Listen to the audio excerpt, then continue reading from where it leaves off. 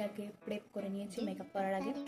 তো এবার করব মেকআপ। আবার ফার্স্ট একটু কারেকশন করব যে জায়গাগুলোতে আমার ডার্ক সার্কেল।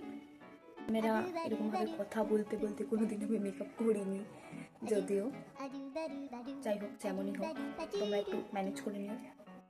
এবার আমি ইউজ করবো ফাউন্ডেশন। এটা মেবলিনের fit me foundation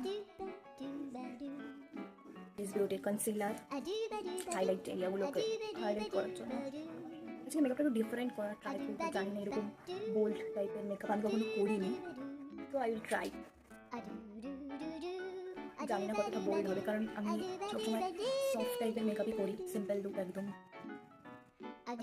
simple makeup করে বিয়ে বাড়িতেও যাই, এবার ওর থেকেও সিম্পল করে বার্থডে বাড়িতেও যাই, সব জায়গায় সিম্পল লুক। চাকরি কাউকে মেকআপ করলেও সিম্পল, আমি কেন চাই না বোল্ড মেকআপ কখনো করাতে পারি না।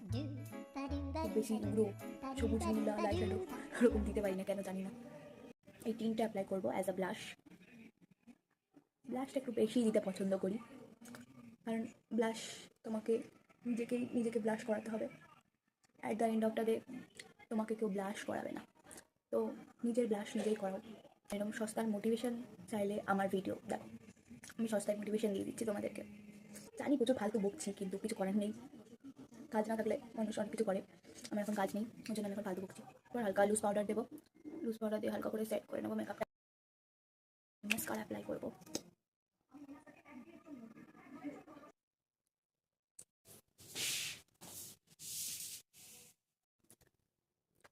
এটা হচ্ছে মেকআপের ফাইনাল লুক। তো দেখে জানিও মেকআপটা কেমন হয়েছে।